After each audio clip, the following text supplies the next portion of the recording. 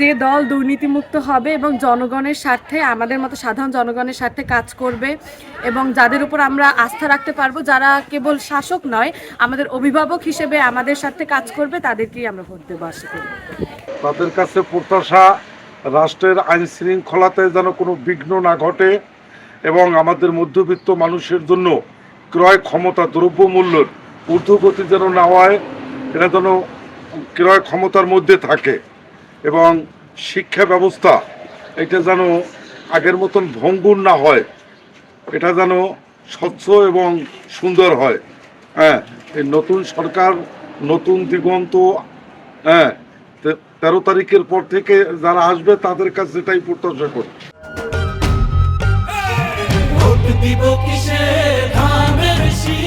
নতুন বাংলাদেশ দেখতে চাই আমরা। আগের সরকার তো দেখছি, বা হচ্ছে এখন যেটা মানে যে সরকারের ক্ষমতায় আসুক, আমাদের স্টুডেন্টদের তারপরে জনগণের যাতে মানে জীবনযাত্রার মানটা উন্নয়ন হয়, আগের মতো যাতে আর না থাকে, মানে আমরা নতুন বাংলাদেশ দেখতে চাই। 12 তারিখে ইলেকশন সুষ্ঠু, সুন্দর এবং সকল দল এবং মতের নাগরিকগণ সুষ্ঠু সুন্দরভাবে নির্বিঘ্নে ভোট দিতে পারে এবং ভোট দেওয়ার পরে তারা তার নির্বিঘ্নে বাড়ি ফিরতে পারে।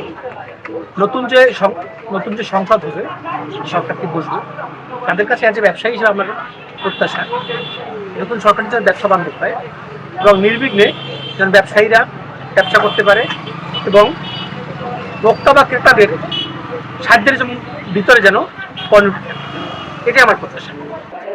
আমরা প্রত্যাশা করছি যাতে সুষ্ঠুভাবে প্রত্যেকটা কেন্দ্রেই ভোট হয় এবং আমরা সাধারণ জনগণ যারা আছি আমরা যেন নিরপেক্ষভাবে আমাদের নিজের যে অধিকার, আমাদের নিজের ভোট যার যার আমরা তাই সেই দিব। তো সেক্ষেত্রে আমার ভোট আমি যেন দিতে পারি, এতটুকুই আমার আশা।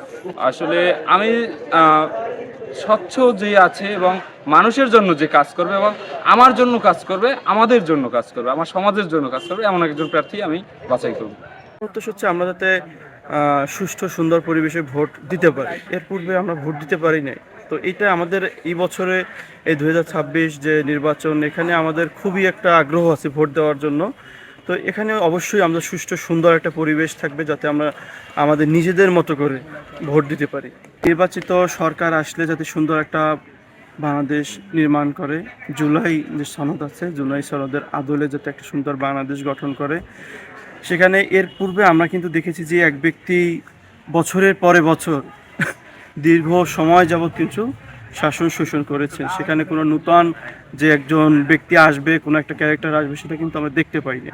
তো আমাদের একটাই প্রত্যাশা থাকবে এখানে যাতে নূতনত্ব আসে এবং যারা আসবে তারা যাতে সুন্দরভাবে, সুষ্ঠুভাবে এবং জবাবদিহিতার মাধ্যমে একটা সুন্দর রাষ্ট্র গঠন করতে পারে, রাষ্ট্র পরিচালনা করতে পারে, এটাই আমাদের প্রত্যাশা। এবং যে পররাষ্ট্রনীতিটা যেটা আছে, আমাদের এই পররাষ্ট্রনীতিটা যাতে খুব জোরালো হয়। এবং স্বাস্থ্য খাতটার কথা বিশেষভাবে আমরা যদি বলতে চাই, স্বাস্থ্য খাতের অবস্থা খুবই খারাপ, দুর্নীতি।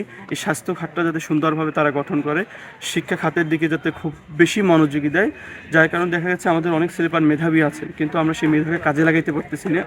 অনেক ছেলেপানি বিদেশে চলে যাচ্ছেন, বা ভালো ভালো ছেলেপান যারা মেধাবী কিন্তু ভালো কোনো কিছু করতে পারতেছেন না।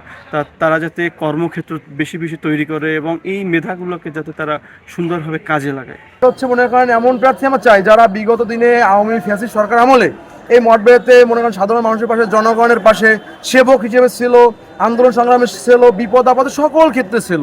আমরা এরকমের একজন প্রার্থী চাই, যে ছিল তাকেই চাই, যারা ছিল না এখন মনে করেন আসছে এরকম প্রার্থী আমরা চাই না।